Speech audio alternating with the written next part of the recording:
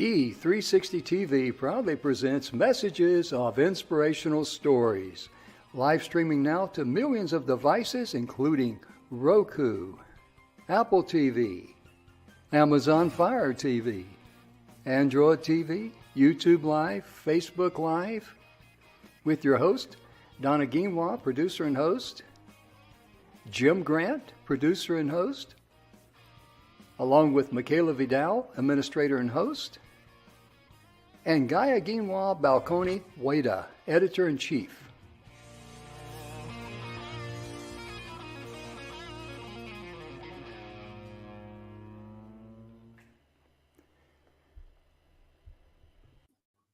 And welcome to the show, ladies and gentlemen. Today is Friday, and today is a wonderful day because we're going to be talking about women in leadership. And with us today, we got a young lady by the name of Deb Lewis. We've had her on, I've been on a show with her before, and we're going to be joined by Mr. Emerson Brantley, our director of marketing. But we've got to give a little tribute to a good friend of ours, Mr. Bill Heinrich. Our show is proudly brought to you by the 7 Levels of Truth.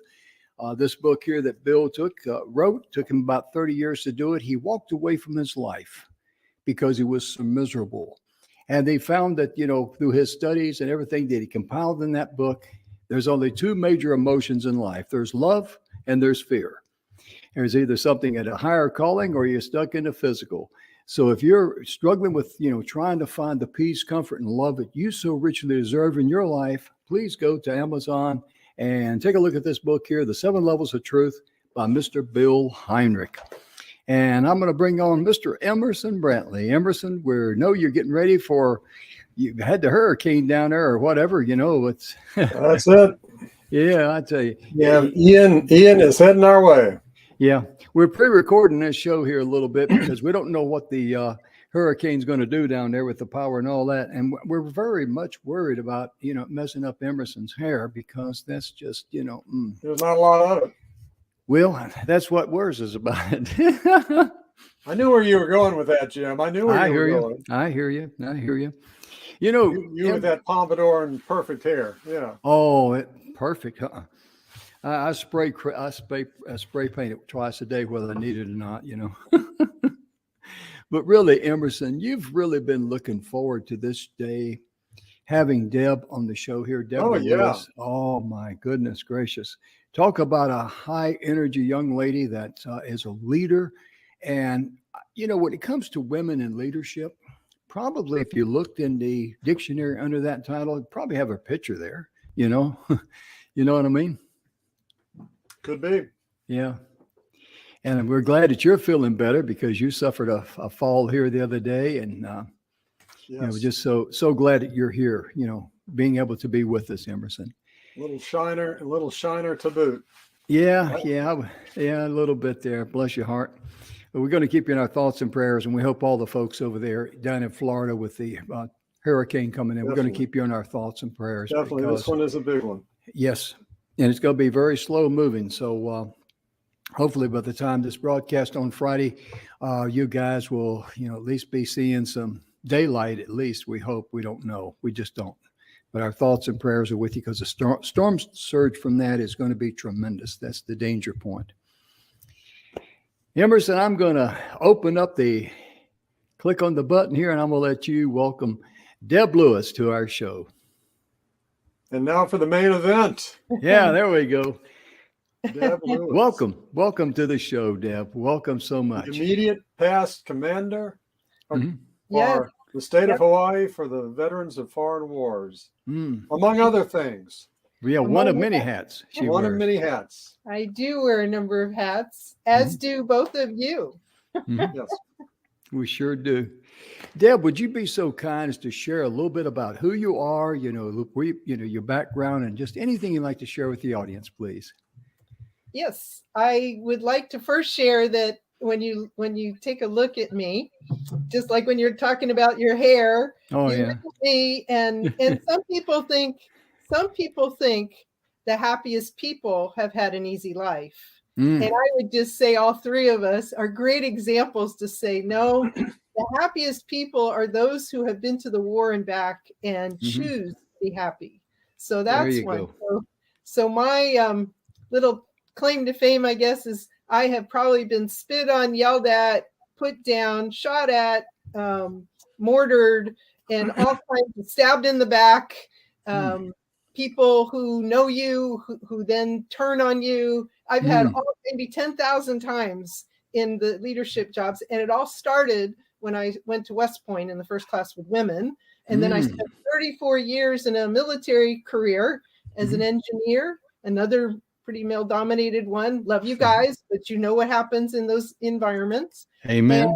And the military, of course, is military. And of course, West Point since 1802 had never had women. And when we were the first class, we were treated so nicely.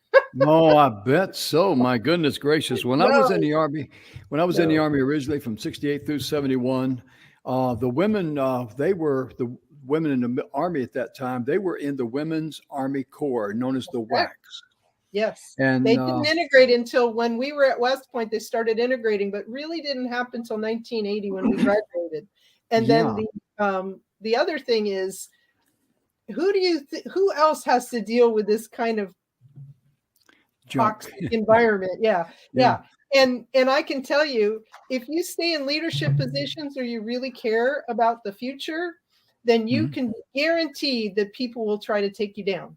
And I love to prepare people to say, hey, it's a fact. I'm in multiple nonprofits. I won't name the one where I've got certain individuals I worked with for years, and now they won't even talk to you when they walk in the room because for some reason they've got this new line of thinking that they're very helpful. And we know that's not true. Yeah, I tell you, there's an agenda. People have agendas. Everybody. And if there's ego involved, forget it. You know, ego. Yeah. Ego is another one. I worked with a company, one of the first of several that I've been involved in taking public. And I actually made up a logo for the company, and I'm using Pig Latin. I had the motto as "Ego pro lucrum," which my interpretation was ego over money, because that really, you know, their own agenda, their own sense of self-worth and importance, and their turf and all the other things, you know, took a precedence over, hey, aren't we all on the same team trying to reach this point? Yeah. But if anyone in your audience wants to lead a joyful life, as all three of us know how to do, in the midst of the worst storms ever, figuratively and literally, then we have something to really talk about that they, I think, will enjoy. Absolutely. You know, one of the things you'll love this, Deb, that I have 3 daughters, as you know, and 4 granddaughters, and even our dog was a girl. Outnumbered you were? I've been surrounded by powerful women my whole life, but one of the many things that I shared with my daughters when they would just be beside themselves, usually about some relationship thing that they were involved in, was, do you want to be right or do you want to be happy? Because what you said is so true. And the other one that I have, the corollary to that, do you want to be right or do you want to make things better? There you go. Exactly. Do you want to make things better? Because making things better doesn't mean that people won't attack you. No way. You have kind of a target painted on you at that point. But that's okay, because when you know who you can depend on, then you just reach out to them. There's so many ways we can talk about, but yes. And I learned it early. I had no idea I was stepping into a social revolution, which is much more than going to a very difficult place, which West Point was already known for. Physically, mentally, emotionally, leadership, all of those things were true. And then you layer on the social component with enormous norms and pressures to get rid of people, run them out. Our classmates were also hazed, nowhere near what we were, but even a little bit. I had people who stopped talking to me that first year because they didn't want to get hazed. So, wow. Classmates, you know. So why I'm passionate about helping people handle stress is because if you know how to do it and handle it in a way to have a positive outcome, then everybody benefits. Everyone achieves success. Absolutely.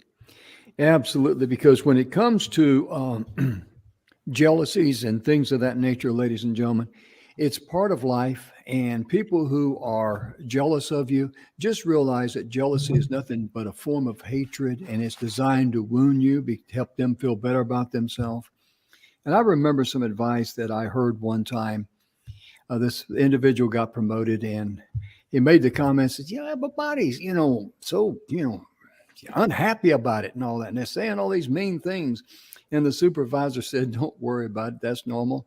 He says, after about 90 days, they'll get tired of complaining. They'll find something else. Don't worry about it. Just drive on. And here is the way that I differ in how to then take that. I always look at that as a challenge. Now we won't show this clip, but there's a funny video clip about Pee Wee football where there's this little guy, and he is the quarterback, and he gets the ball and he runs with it. And you hear their little voices going, okay, let's go. and you're laughing already. Now he takes the ball and he goes forward and everyone's cheering. And then for some reason he decides to go right and turns around 180 degrees. And then everyone's going, no, on his team going, no. But it all sounds like yelling. And then he comes back around and goes in the right way again towards the touchdown, and everyone's cheering. And then he turns around yet one more time. And then the other team steals the ball from him and make a touchdown the other way. I think of people who are behaving, we could say badly, badly, mean, and all of that, as like that little peewee person. They don't know what they don't know, because nobody wakes up in the morning saying, I want to, maybe they say it, but they really don't understand that the more they hurt other people, they hurt themselves. Oh, yeah. And I think that we will never maybe know what the source of it is, because maybe they don't know. And you could spend years and years in therapy, or from where I sit, I'm an engineer. Okay, address the behavior. Do not make it okay to do it, but you have to do it in a loving way. You have to, and that takes a lot of creativity and skill. And people normally just want fast answers. But if you want a sustainable change in people like that, you have to deal with it differently, because otherwise you enable them to be exactly the way they are. You're exactly right.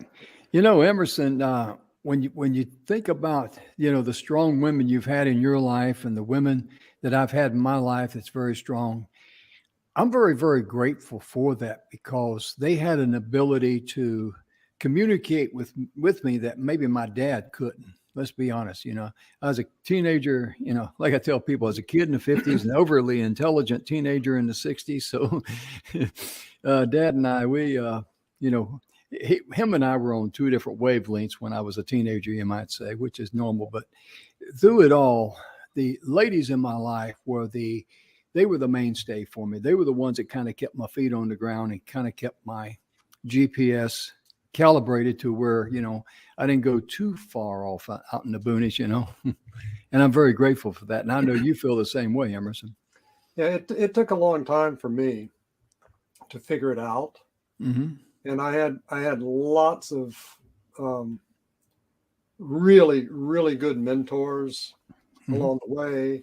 And I had increasing numbers, and I do marketing for companies. I've done it in 21 countries. So I've done a lot of it. And increasingly, I had that to feed on. But if I can take just a minute, Jim. Sure. When I met my wife, we both had been married, and we both were not in the place of looking for anybody. And a lot of our viewers can understand, they're probably nodding their heads right now, going, "Yeah, I know what you mean." But we became close. We met with a group of people. We were always together with a group of people, but we began talking about things, everything under the sun except for love, romance, and marriage, because we weren't there. How many of you know what I mean? We weren't there. And one morning I woke up and I realized, I said, this was the thought. There are a lot of wonderful people in the world. There's only one Annie, and she's the one I want. And I got dressed, got in my car, drove over to her studio. She's an artist, and she started the art program at Florida State College here. And I asked her to sit down, which she thought was kind of weird. And I said, Annie, you don't need me, and I don't need you. Now, I've told this all over the country, and men sit there going, I never heard that line. Where'd that go? And women are going like this, right? I said, and she said, yeah, your point. I said, I feel like together we enhance each other. Will you marry me? And we had never had a date. Now, that started a mental and emotional journey for me. And we still are married. We just celebrated our 24th year. Mm-hmm. Yay. But it started a journey. Why did I ever think that I could, what was going on in my head, and where did that come from? And that began the journey that introduced me to the powerful side of the women in my life, going back to my mother, who died in 30 years before that, who had left the farm as a teenager, got on the train and went to Washington, D.C., up to the White House, got a job working in the White House. It's like, where did she come up with this? How do you go from working on a farm in rural Georgia to working in the White House? And there are many, many other things I won't take the time here to describe that started clicking in place for me. And I started to recognize that the things that have strengthened me and made me who I am, the powerful women in my life, my two sisters, my couple of mother-in-laws, my wife, of course, my first wife even, and my 3 daughters, 4 granddaughters. You know, these are all things that have affected the way that I think in terms of everything. And in terms of marketing and the work that I do, it's given me a whole different slant on it. Instead of, in marketing and sales, people talk about killing, overcoming, beating down, using a hammer close. I mean, all these crazy things, when it's really about relationships. It's about building long-term trust in relationships with people, where you're valuing them beyond just how much their credit card is swiped today or how much they paid last month. And those are things that really matter. So when I talk about the powerful women in my life, those are things that now I take as part of who I am, because women, in my experience, women get the relationship part of it. And how important that is. And it's more important than, well, here's my turf, to your point. Here's how we've always done it. Well, I just don't think she knows as much as I know.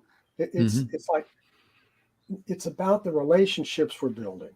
And when we get that part lined up, magic happens. And Emerson, that's something that people miss today. I mean, they miss it today. Truly is the relationship.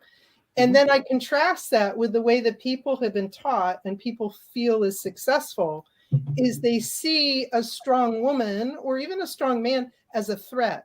Yes. Oh, yeah. Because they have a strong person. Now that's where stress fits in, because when you see something as a threat, there is, who's stressed? I'm stressed, you're stressed, and that's healthy stress. We have healthy stress. We can't live without the healthy stress, because relationships take work. They take paying attention and listening. They're messy things. Exactly. But unhealthy stress is very obvious when it presents itself, because you can find yourself agonizing either over something you did that you wish you didn't do, or you're upset because someone else behaves that way, and it can totally hijack your life. I mean, and that's where I help people who have been hijacked They've gone off, and in their heart they want to be loving and caring, but nobody taught them that you need, here I have my shield. I have a shield. You need to protect yourself from toxic people. You can't just stand there openly like I did for over 30 years and thinking it's not going to affect me. We are energy beings. And so understanding that is so important. And when you start thinking of someone as a threat, you have to realize it's not them, it's you. There you go. There you go. Yeah, as soon as you start thinking, people are told you should fight them. Okay, I have been in combat. There's a tiny place and you have too, tiny place where that makes sense, except most of the time it makes absolutely opposite. It'll ruin whatever chances you wanted in something if you have to fight them. There's even Sun Tzu would say the greatest battle is one that was never fought, something like that. And yet people still today, and then when they have more stress, like you have the storm coming on, I had my car battery didn't start as I'm getting ready to run a quick errand before the show, stuff happens in life. And I learned the other point I want to make is at West Point, they had never had data on women. They had data on men since 1802. And then when the women arrived, they had no data. And you really do not know what vast potential each of us has until you give yourself the chance to explore that and test that. And by being knocked down negatively, you either get destroyed, which some did, some never will go back to West Point. They have post-traumatic stress, whatever. Or you figure out where that mental toughness is, and you decide, I'm a loving person. I'm not going to make that person change who I am, but I need to survive this. And there are some things that I have to do. But even then, fighting, running away, or shutting down are not ways to approach any issue. And when women started coming to West Point, they had no data because they want to argue the physical side. Okay, let's talk. Let's talk. Where they put their focus. Yeah, let's talk the physical side. Well, they gave the stats for cadets. One time we had a speaker. He gave the stats for cadets, and the old grads. They're going, wow, and they go, and that was for the women. and then you find today, like we had one of our classmates, she could have done anything that the guys could do. There were many good runners and I was not one. Okay. Running was my test. It tested my potential. But then now today we have over 100 women who have succeeded in Ranger School. Now for the Army perspective, that is an incredible one. They can max do the top men's PT test. Okay. If I could have done that, I would have loved being at West Point. I think because the physical was, everyone has something test them, but the physical running was definitely mine.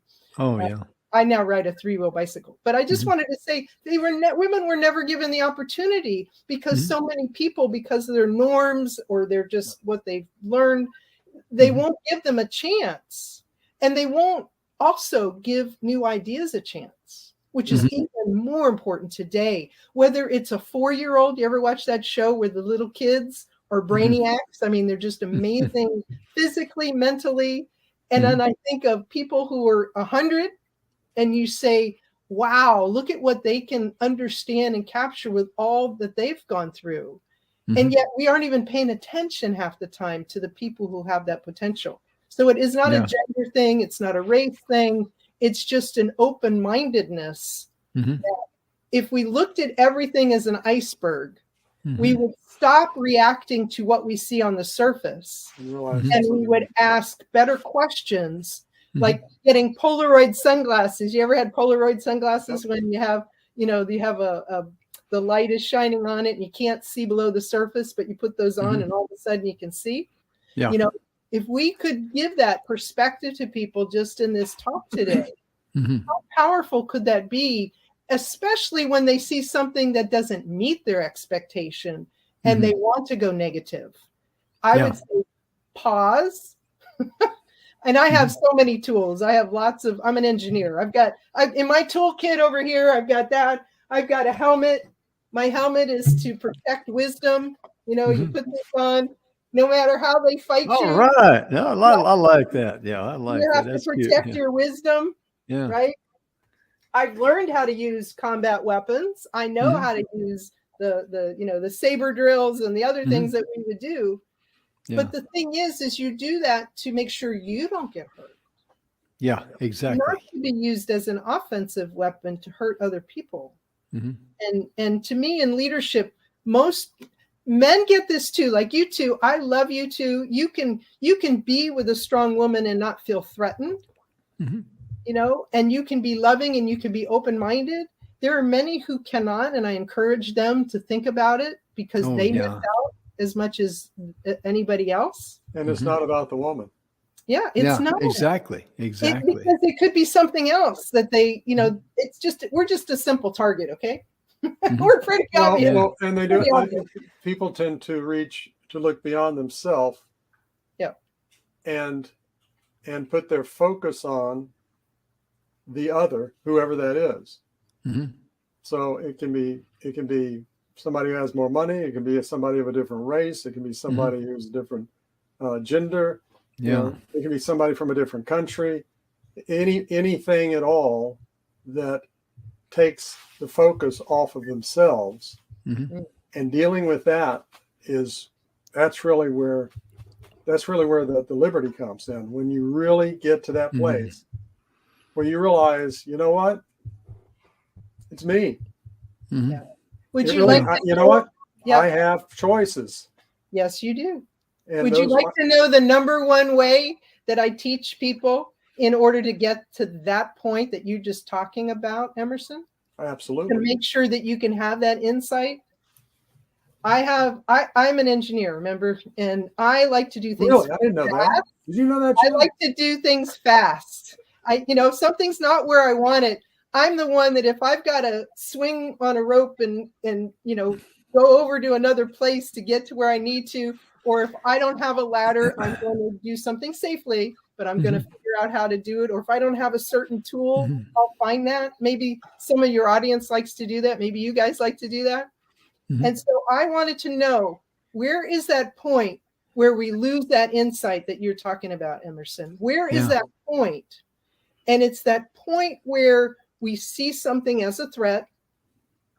And the first reaction, do you know where that happens? It's like the canary. We're older. We can talk about the canary in the mine. The canary in the mine where you detect something early.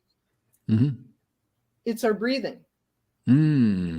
Our breathing is usually the first thing to go. And when people get stressed, they'll hold their breath. Now, I can tell you, unless you're someone like Tom Cruise or Kate Winslet, I heard she beat his time. What happens at 3 minutes when you hold your breath? Pass out. Yeah, or die. Die, yeah.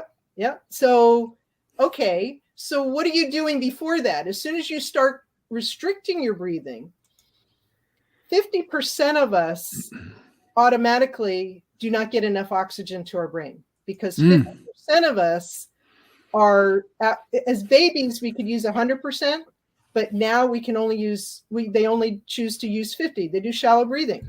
They get by with shallow breathing throughout the day. There's people who are experts in this, talk much, much more about it. Oh, yeah. But the fact is that, okay, now what's happening? You're restricting your breathing. Well, you're automatically, the helmet is for wisdom. You're automatically throwing your body into a higher alert.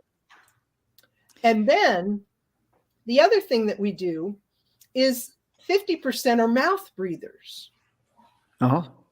Again, not as efficient in taking in air to oxygenate your brain. So you cut it down in two potential ways significantly, where you are throwing your body into survival mode thinking before even anything has happened. And then a little thing happens. That's why people completely go off. Yeah. And so I'm going to use that wonderful engineered feature on your face. Are you ready for the 10 seconds that could change your life. Now, again, I'm very skilled at it. Sometimes it only takes one. You may have to do more. But this is the way to stop going into survival mode, which hijacks your being, and stay where you are. And if all leaders understood this, if all people understood this, they don't say, oh, take a breath. No, it's not that simple. You have to do something very specific. So now I want you to think of, it's 10 seconds, 3 seconds breathing in, 7 seconds breathing out. So you have to pace yourself. Okay. The 3 seconds in is having to use your engineered feature on your face, that nose. Please use that when you're breathing in. And then you breathe out with your mouth. The 7 seconds. Here's the difference with the waterfall method. In Hawaii, we have water. You're going to have water pretty soon. The power of water is unbelievable. You do not want to go in any kind of moving water, even standing water, but moving water can cause you to drown. I mean, it can move huge containers that are on trucks. I've seen it in Korea and other places. Just a few inches of water with velocity behind it, boom, you're gone. So please be careful in floods. But with water, you can cleanse the inside of you of all that toxic goo that you have accepted from our world. And the people in your life, maybe 10 years ago, who said horrible, you ever had those voices in your head? The people who said that stuff, it's residing in your body.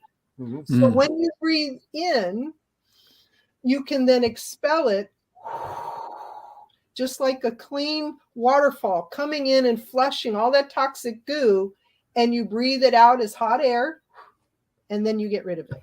So you ready for just one? So we're at a state of being very high energy here. Are we ready?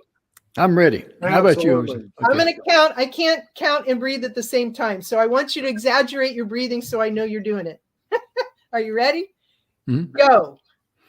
In 1, 2, 3. Out. Mouth. 1, 2, 3, 4, 5, 6, 7. So just like your phone when it goes wonky, and what do you do with your phone? You turn it off and on, right? This waterfall method will reset your body in 10 seconds. And if you reset your body, you will think clearly to do what Emerson and Jim, you were talking about. Because it is not easy in a toxic world to just say, oh, I can take it. Because if you've never had training, like I've had training for years and years, I can literally take any situation and help you gain the confidence to stop being stuck and move forward again, emotionally, especially. Yeah. So I love what I do. I love that. Yeah. Because one of the key things that that I've learned in life, and Bill talks a lot about in his book, is that love yourself and love others. And, if someone is, if they don't love you back or anything like that, or if they're harboring anything, just love them enough to let them go. And when you were talking about that breathing, I want to share this, if I may. When I was in the hospital and had to have, right before I had my surgery, and I got off, I was ready to go home because I was going to be an outpatient. They said, no, this ain't going to work for you. You got to have open heart surgery. And so I just said, well, Lord, it's in your hands. I just kind of, frustrated more than anything else. And the point being is that when I just said, it's in your hands. If the surgery goes well, I go home. If it doesn't go well, I go home. And I just kind of but what surprised me was that I was immediately encapsulated in love. And, just like you talk about breathing, I was inhaling love at that realm. And I understood everything. It's kind of like going into a dark room, you turn a light and the light lights up the entire room. That's exactly what happened to me mentally. And I understood everything would go, everything go well. I was a safe place. Nothing could hurt me or touch me or anything like that. But my point was when Deb's talking about breathing, that's what came to my mind at that realm. And I totally surprised. All I said was just in your hands. I let my guard down is what happened because I was blocking that energy. I didn't know it then. I mean, beforehand, but I knew it then. And it was just like I was just inhaling love. And, you know, it's a wonderful, wonderful place. It's a very safe place. And when the surgeon was talking about they're going to take the veins out of my legs and do the bypasses around my heart, and I said, hey, that's great. And he looked at me because that's an oddball statement for a patient to make to his cardiologist. He probably thought, you know, they shut the oxygen off to his head or what? And I said, no, where I'm coming from is that now, since I'm going to be using my own body parts, I don't have to worry about taking rejection drugs for 2 years with those. And that's where and I could only say that if I was coming from a safe place.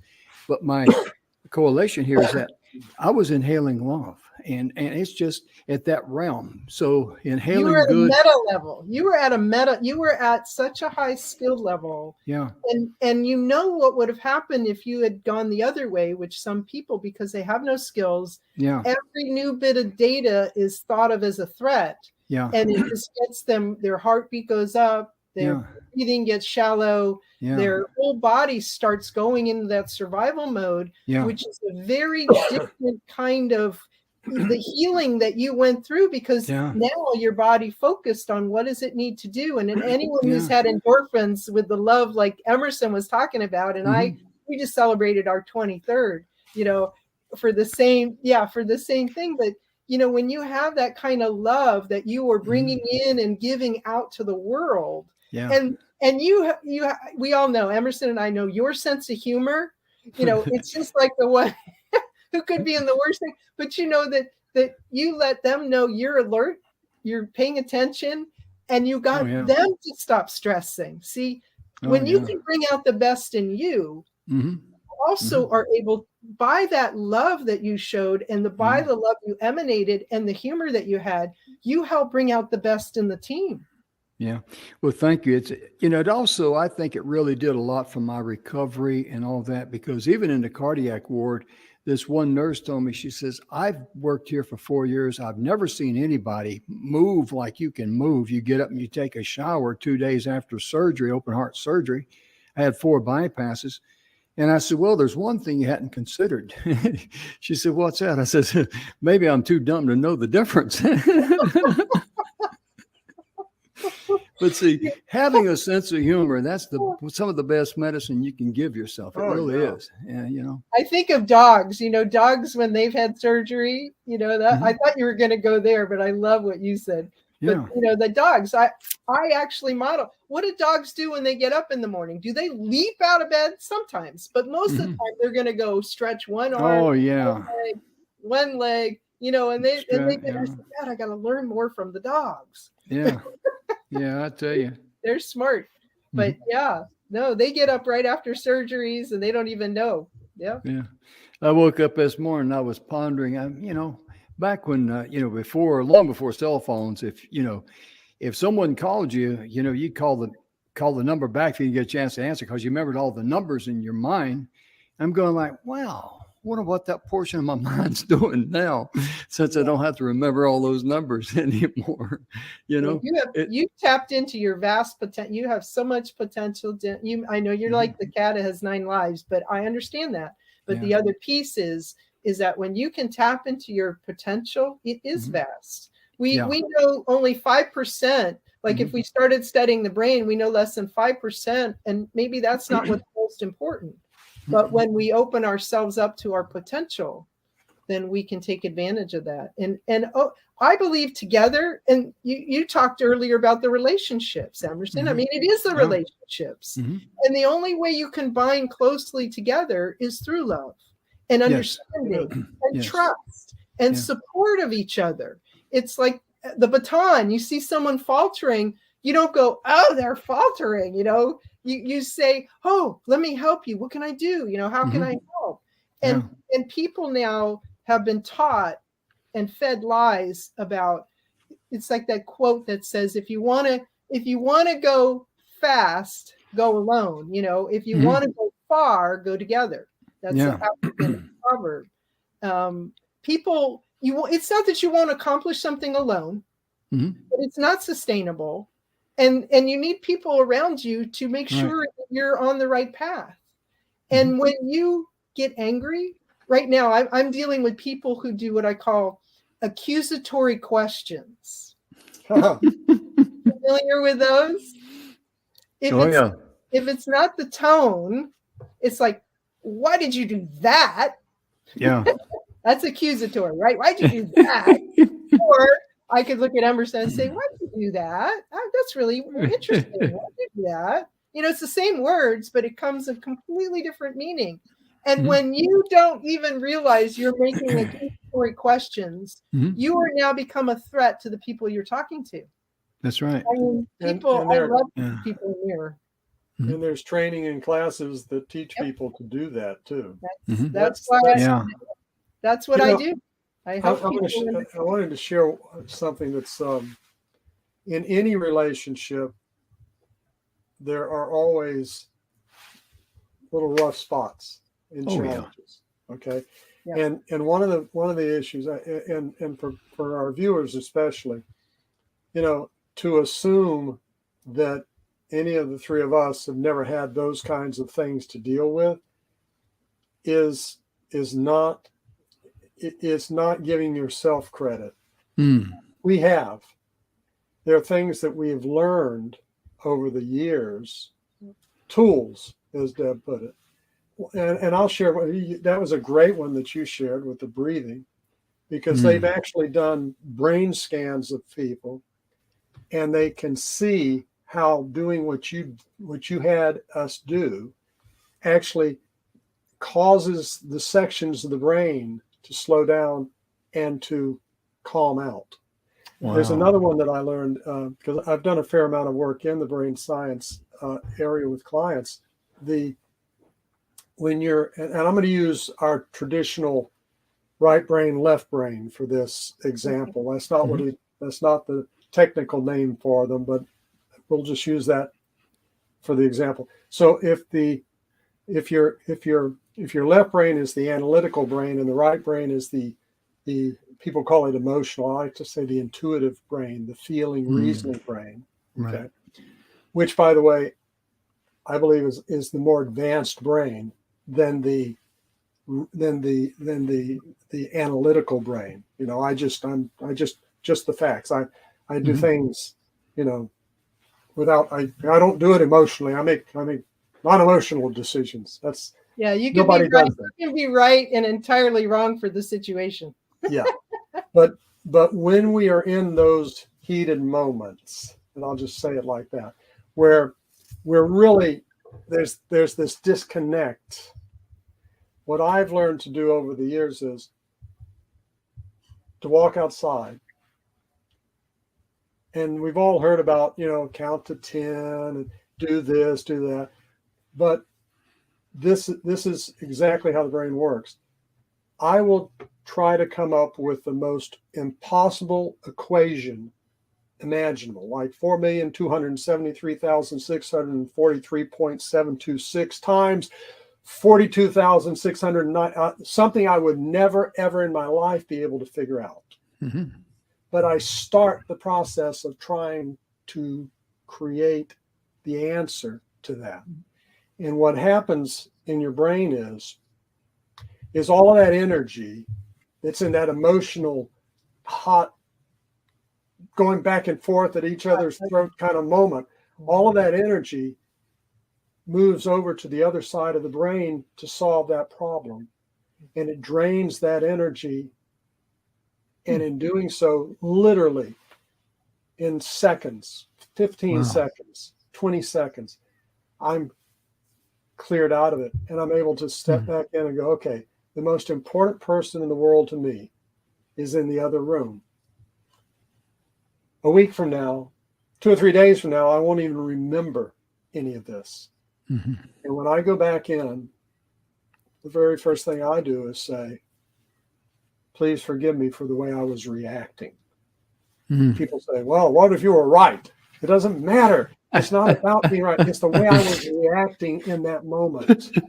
It's not about being right or wrong. And that's where people miss it and just derail relationships. Because what it's about is the way I'm reacting instead of responding. And when I do this, it brings it down and it puts it back into perspective.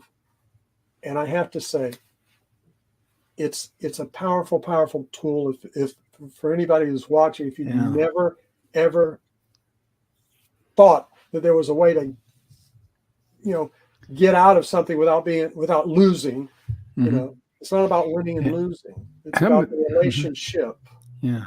It's about the way we react or the way we respond. And I love the way that your brain will help you. That you have defined. I teach the same. We have very similar. That I knew that's why Jim wanted us to get together. Yeah, that way I can take a break. Between those two, between those two, react is you're going with instinct, and I say instinct stink. Instinct stink. It's just like you talked about. You got the analytical side. You could be factually correct and entirely wrong for the situation. Absolutely. And make it worse. Make whatever your goal was worse. I actually, my dad's in his 90s. He just turned 96. Wow. And I actually got such a breakthrough with him because he had the same situation with my mom. My mom would say something. My mom says something. Her memory is not as good anymore. She says, we went shopping yesterday and we went, my dad will go, no, you didn't. And I think about 90 or 70% of the population says no as a reaction, like Tourette's. They don't even know they said it.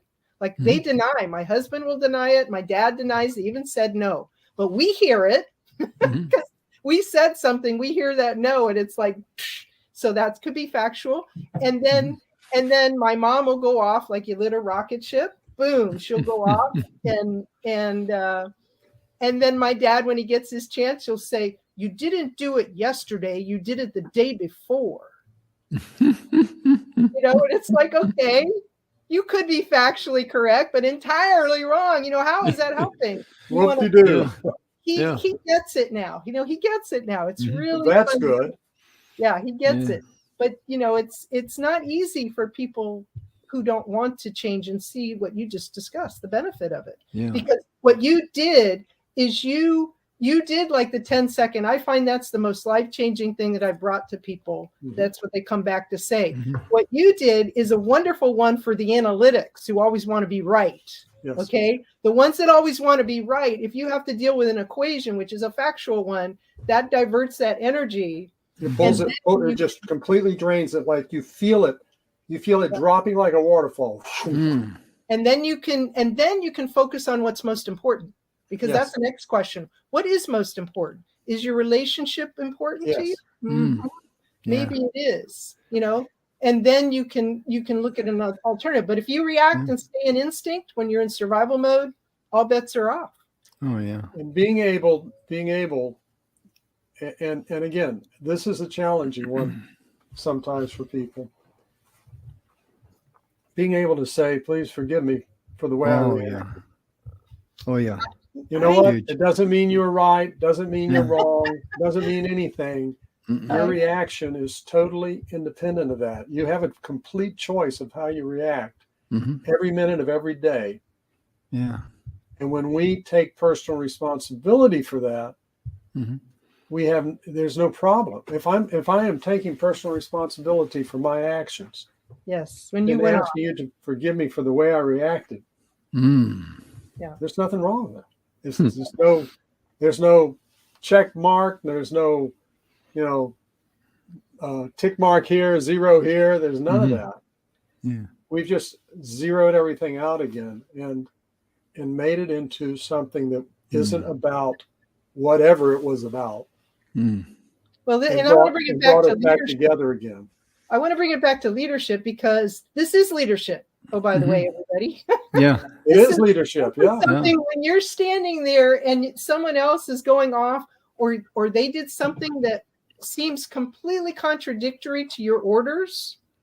There are those who in leadership positions who will then start yelling at them. Oh yeah. Yeah. They won't ask the question first. Thank goodness I had at least two in my career that when I was doing something that might have sounded different or looked different, what it was in keeping with intent, because leaders' intent is what is most important. What are we trying to accomplish, rather than caught up with the details, which at the time of the decision might have made sense. But as situations evolve, you have to be like the lower part of the iceberg.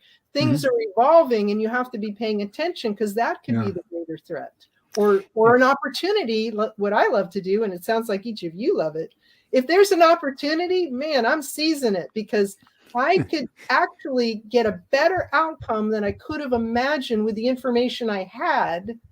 And then new information comes in and there's this opportunity. But the task-oriented people may only focus on what they were told and carrying that out to the letter, because that's their success.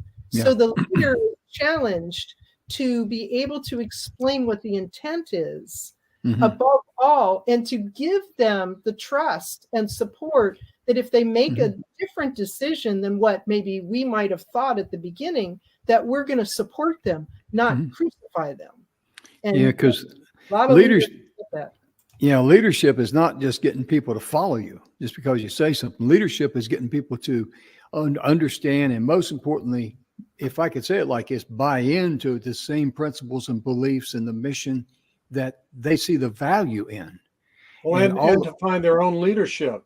Yes, because if someone goes down, the military does a great job of this. If a leader goes down, they don't have to sit down and, have a powwow and who's, what we're going to do next. It's automatic. It's kicked in. Could be the lowest ranking one there who may be the one left standing. Yeah, they have to be prepared. Exactly. And I think in life, wouldn't that be cool if everybody in life thought that way? Because everybody's looking for the other person to do something. Yeah. When you're looking for the other person to do something, that doesn't necessarily work out so well. And in fact, one of the key reasons I ever took a leadership position, I decided I didn't want to work for somebody else. So at a very young rank, I said, I'll do it. Can I be considered for this? And thankfully they did. And then I realized as in a positional power, because that's not real power, that's just a starting point at positional power, but it gives you the opportunity to create an environment where what you both talked about is possible. Oh, yeah. We got about 3 minutes left, and I want to give Emerson and Deb, the last 3 minutes to be able to share anything that they want to that they haven't covered yet. So, Emerson, you want to go first? You want to go ladies first? Yeah, Deb, you used the term intent several times here a few minutes ago. And it just triggered something for me, and I'm just going to share this with you. You shared some great insights, in terms of calming down, pulling ourselves back to a center, I'll say. This is a saying, it was something that was given to me, 25 years ago.